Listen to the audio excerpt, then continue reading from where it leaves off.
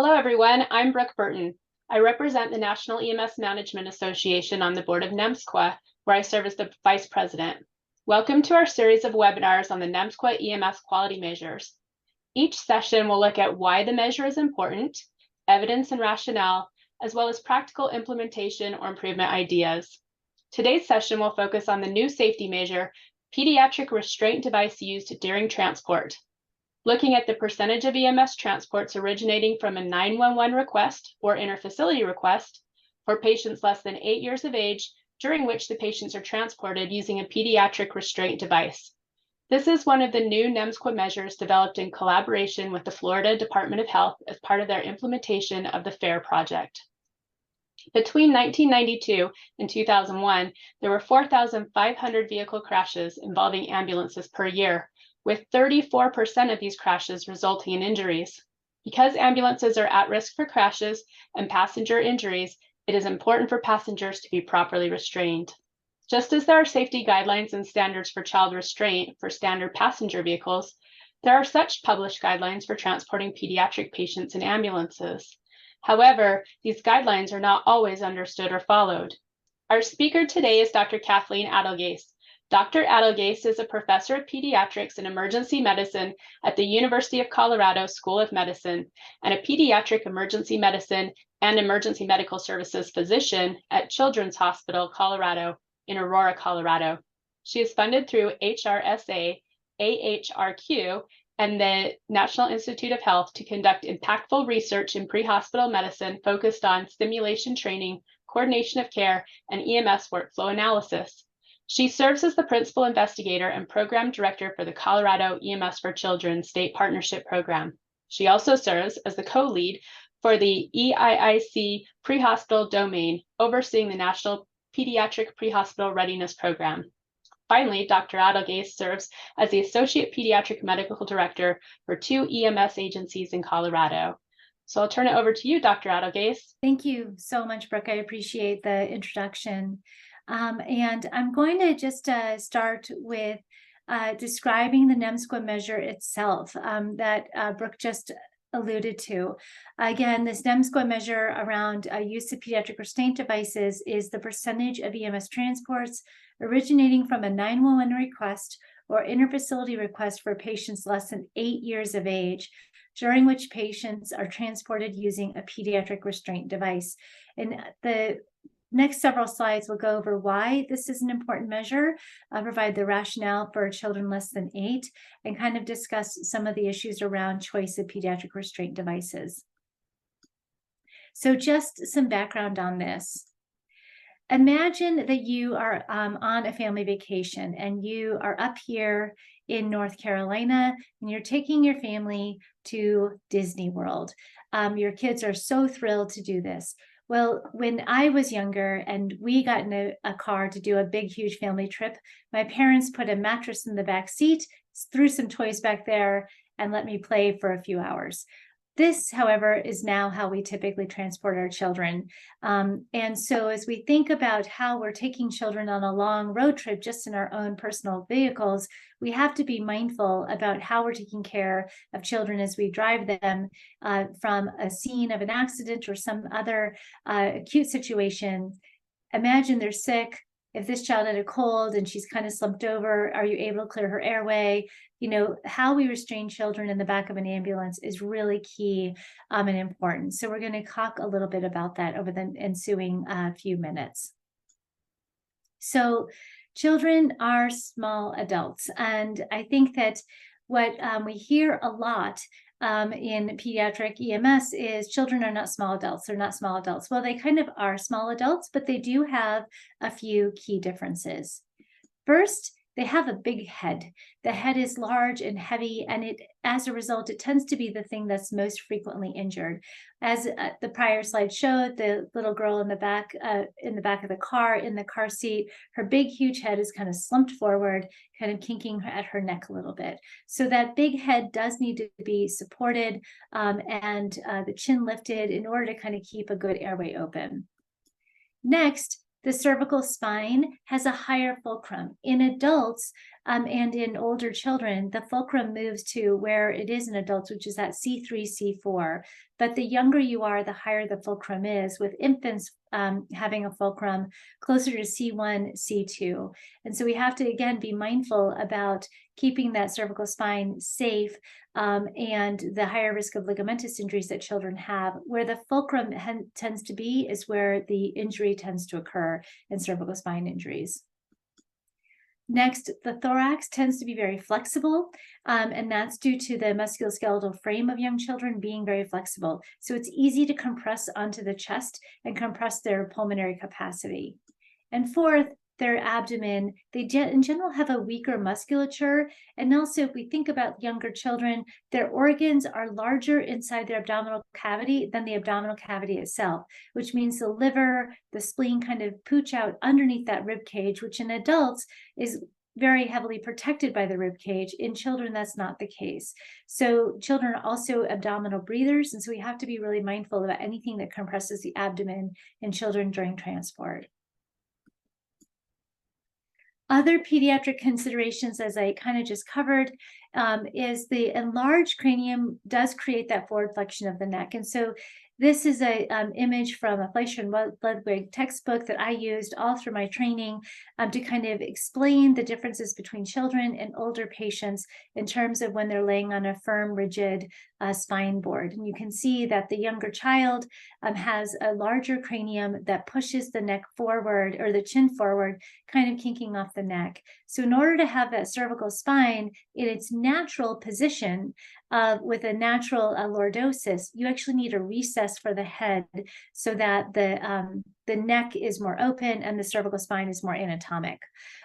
If you can't have a recess for the head, the other picture below at the very bottom of that figure shows a lifting up of the body to elevate the body relative to the head, again, to kind of allow the natural anatomic position of the neck.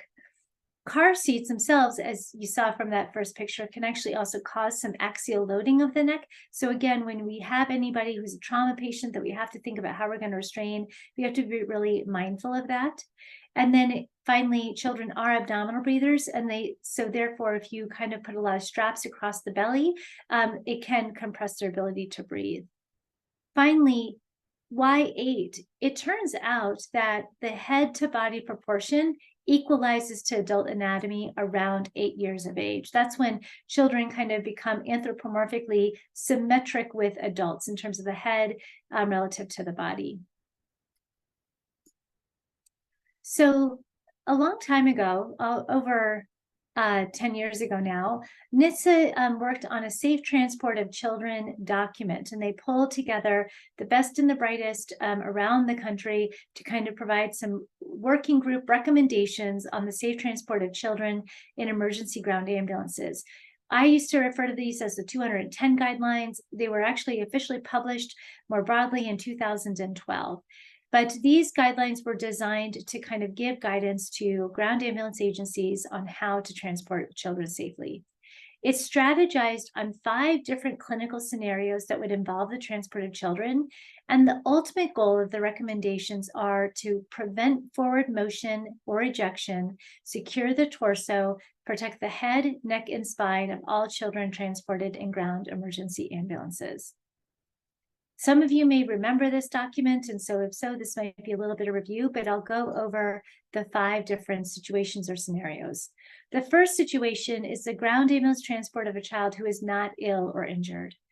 The second situation is the transport of a child who does not require continuous and/or invasive medical monitoring or interventions. They may be ill or injured, but they're very stable. The third situation is for a child who does require continuous and/or invasive medical monitoring. The fourth scenario is for a child who actually requires spinal immobilization or spinal motion restriction and/or lying flat for transport. And finally, the fifth situation is for a child or newborn who require transport as part of a multiple patient transport. Often, children are with caregivers or parents, or in the case of a mother who gives birth in the field, you have to transport them together. So what do the NHTSA guidelines on pediatric transport indicate or recommend? situations 1 and 2, the primary recommendation is to simply transport the child in a size-appropriate restraint system, and we'll go over with what that means.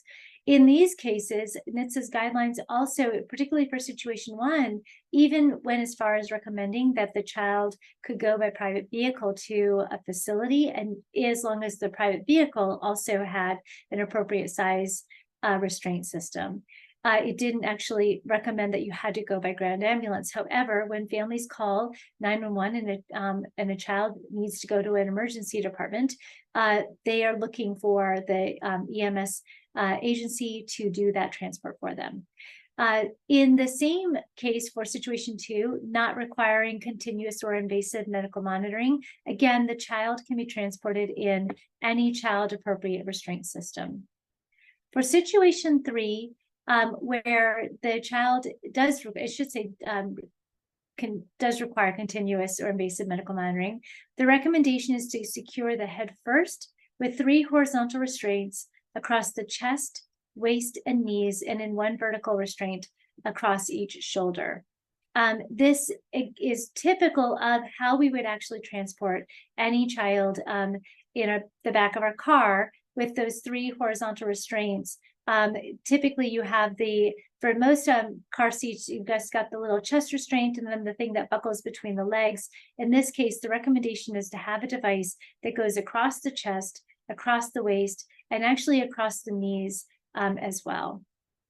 In situation number 4, where a child requires spinal motion restriction or lying flat, again, the same is recommended to secure the child in some form with those same types of restraints across the chest, waist, and knees, and vertical restraint across each shoulder, but in this case, either on an appropriate spine board. With new recommendations and some awareness of the challenges with long boards being so firm and hard and risk to patients who are placed on them, vacuum mattresses, other versions can be used here. However, the restraint system itself should remain the same. And then finally, in 5, in a multiple patient transport, the recommendation is to transport the child using a safe, appropriate child restraint, similar to situations 1 and 2. What I will say there is when you are transporting more than 1 patient, you have to make sure that that restraint system is securely is secure in the back of the ambulance. In other words, that you are just like sitting it in the captain's chair while you have a patient on a gurney or something like that. It has to be very solidly, securely placed inside the back of the ambulance during that multiple patient transport. Here is the rationale for the measure description. First, we know that ambulances are at risk for crashes and passenger injuries. Approximately 4,500 ambulance crashes happen each year, with up to 1/3 of them actually resulting in injuries of the passengers carried by those ambulances. Second, there are standard safety guidelines around child restraint for simply passenger vehicles when you're taking your child to the grocery store, or when you're out running errands, or when you're driving your child to school. Those same guidelines for transporting sick patients to hospitals in ambulances should also be standard. Third, EMS clinicians are simply not familiar with safe transport practices. One study in 2014 that was observational surveyed EMS professionals on their awareness and their reporting of safe practices. However, when they actually observed the transport of patients, they found that about 40 children were not transported in a safe manner, and all children aged 0 to 3 years of age were actually transported incorrectly, not along those NHTSA guidelines. A 2006 other survey of EMS clinicians found that about 50% of respondents reported to have a lot or very much knowledge about securing a critically ill child for transport, but the majority were actually unable to identify and or did not always follow proper restraint protocols. So we know that this is a real key thing for measuring and therefore following and tracking and knowing whether you have to do training of your providers to ensure they're doing the right thing in the field. There's additional information. Currently, the American Academy of Pediatrics Council on Injury, Violence, and Poison Prevention did put out a technical report on child passenger safety. Their recommendations were that all children and toddlers ride in a rear-facing car seat as long as possible.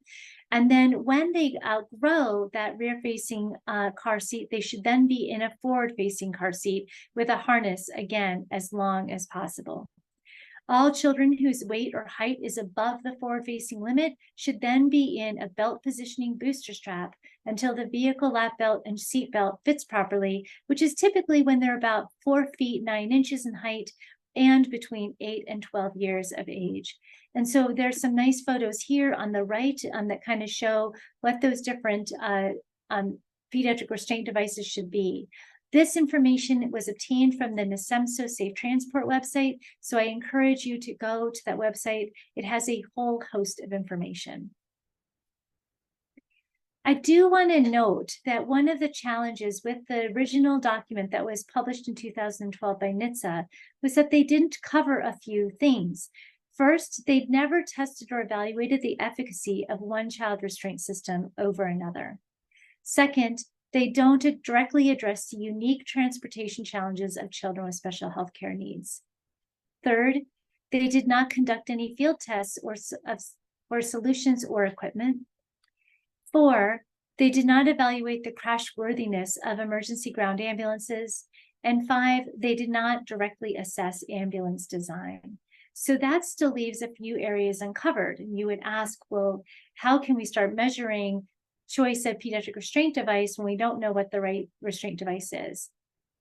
There is interim guidance that was published by the National Association of State EMS Officials, or NEMSQA, on the safe transport of children.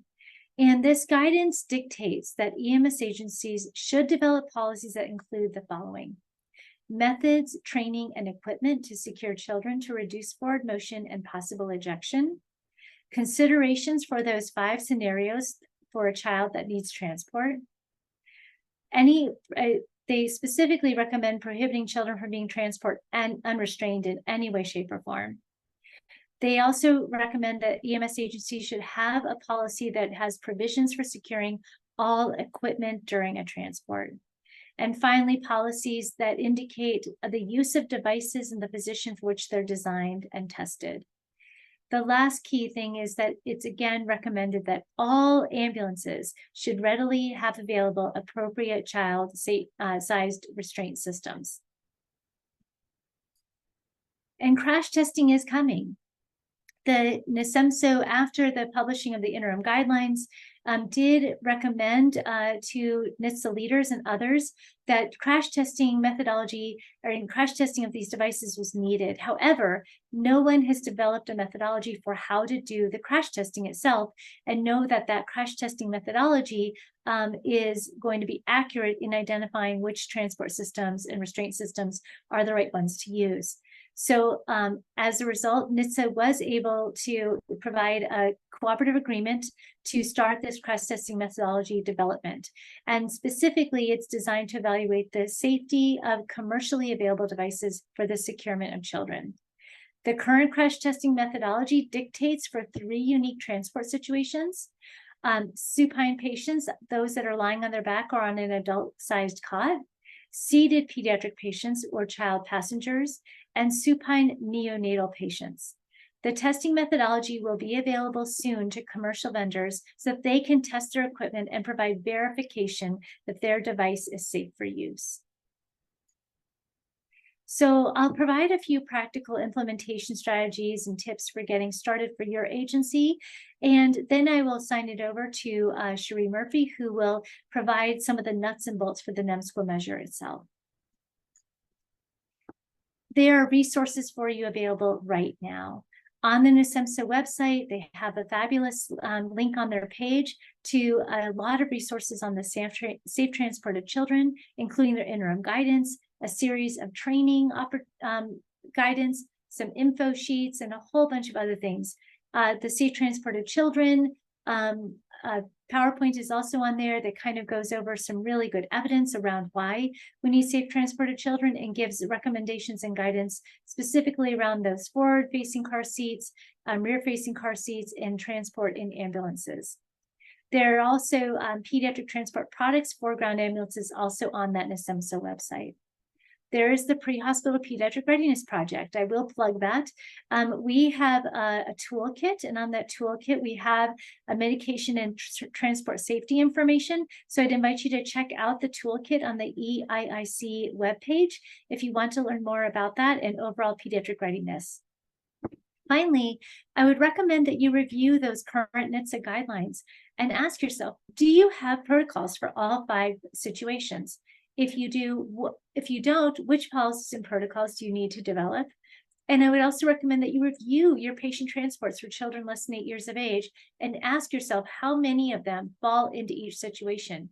If you find an abundance of children who require spinal motion restriction, then evaluate your policy and protocol and make sure that you are transporting them in a safe way as recommended. And so at this time, I'll go ahead and hand it over to Cherie to discuss more about the measure score interpretation and the rest of the information from here. Thank you so much for your time and attention. Thank you, Dr. Adelgais. As Dr. Adelgais said, I'm Cherie Murphy, the Executive Director for NEMSQA, and I'm filling in for our usual technical details guru. And I'm excited to be the understudy for this role and have the opportunity to talk data elements and measure descriptions, as I used to do this in the hospital side of things. So Dr. Adelgais gave us a great background for why it's important to make sure we safely transport kids and how, and some considerations for safely transporting our pediatric population. So let's look at how we can actually see or measure how well we do this and look at the technical details of calculating this measure. So as the name implies, this, or not name, but measure ID, Safety 04 implies, this is a patient safety process measure. And like all of our NEMSQA measures, the higher your percentage score, the better quality. And as one of our new measures, we currently don't have a national aggregate performance yet. But let's break down how to actually calculate this percentage score.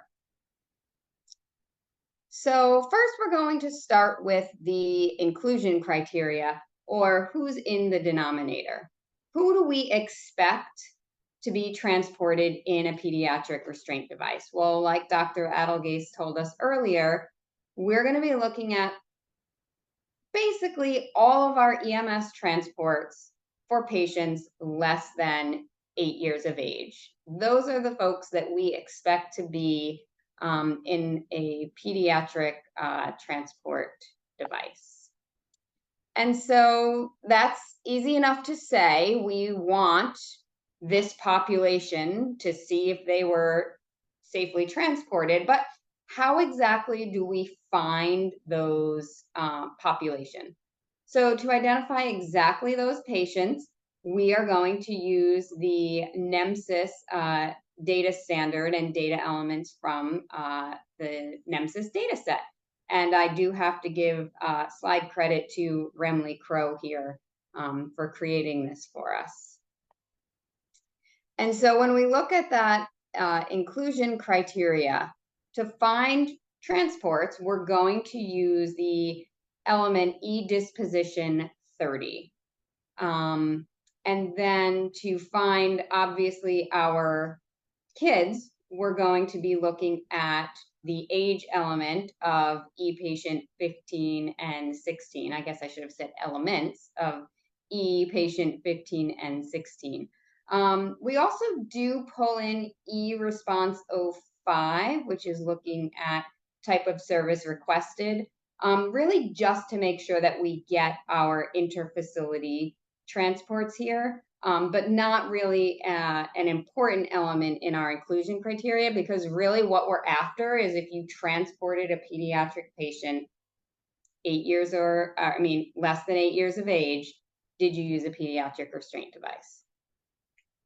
So then we get into, and we have a resource for this, exactly, the code for how we would utilize those elements to calculate the population that we want. So to find those 8-year-olds, we're going to look at, or less than 8 years old, we're going to look at both their age and the age units, because we want to make sure that we're appropriately calculating their age. So we're going to take their age. That's a pretty easy one. And unlike the rest of our NEMSQA measures, or most of our NEMSQA measures, where we stratify for an adult and a pediatric population, this measure is one where it's just pediatric. So we're just going to be looking at those children less than 8 years of age.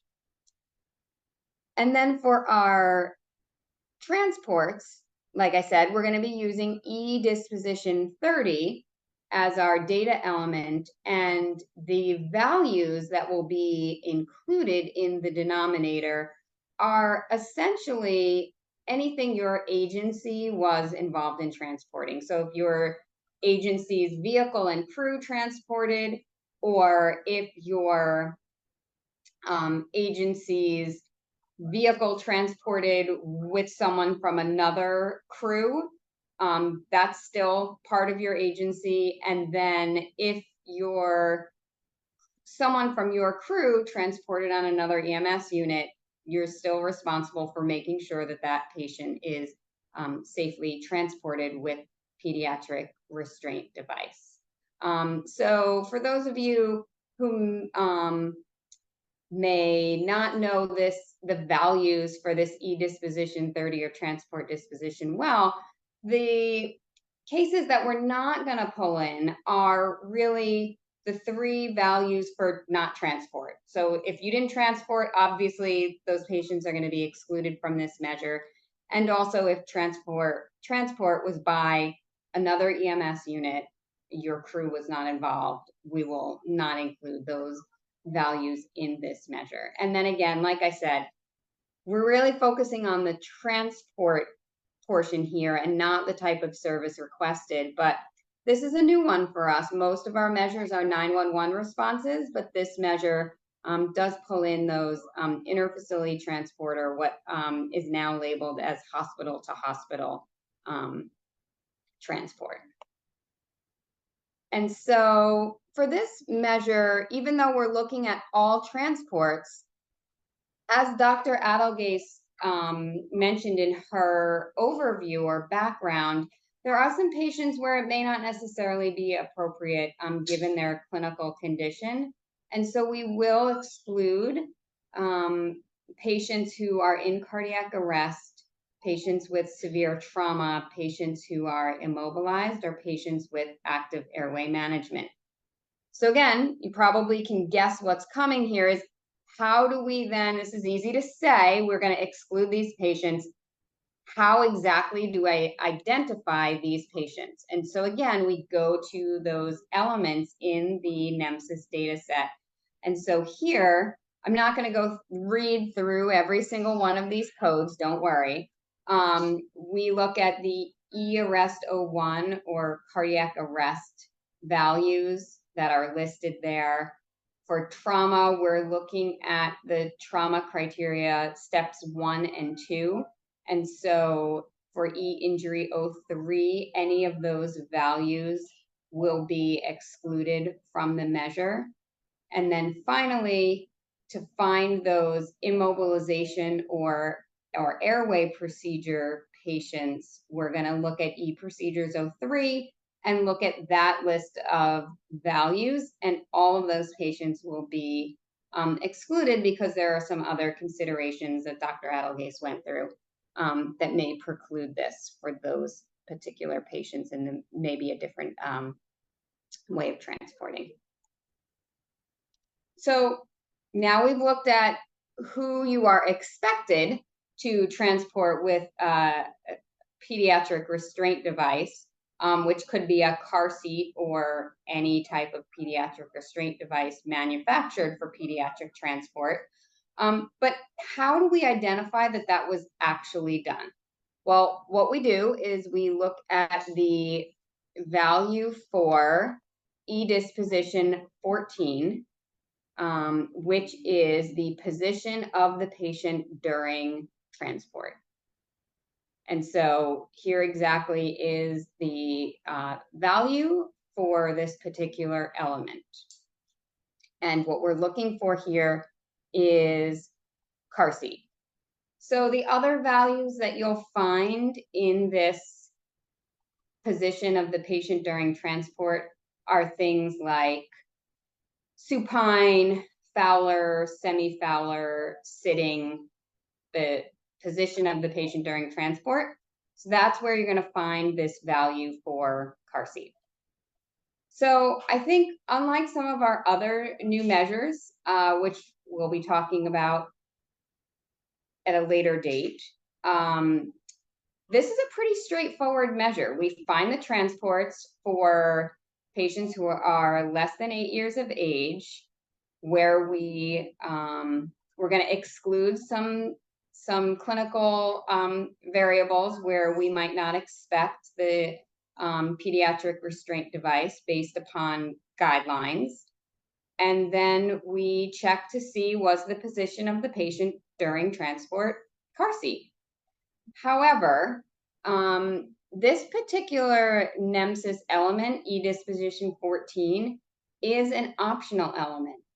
So a first step in making improvement or undertaking an improvement effort here will probably be making sure that this value is documented in your EMS data, which that's actually a very common first step for taking on any quality improvement effort, is going to be checking the documentation for the values that go into determining the quality of care in that area. So pretty straightforward measure. Just realize that when you go to look at this, you may need to make sure that providers are documenting this on all of your cases. I would say that fortunately the pediatric transports are lower volume, so being able to sift through some of those and make sure that that's documented might not be that big of an undertaking. So never fear, you do not have to have what I just presented memorized. On the NEMSQA website, we do have the technical documentation for how you would calculate your percentage score or your performance for this and all of the NEMSQA measures. You are required to create a free user profile, and really that's just an email address at a minimum. And that's so as we make updates, as either the NEMSIS data standard changes or guidelines change, you can be notified and get the most updated version of these documents.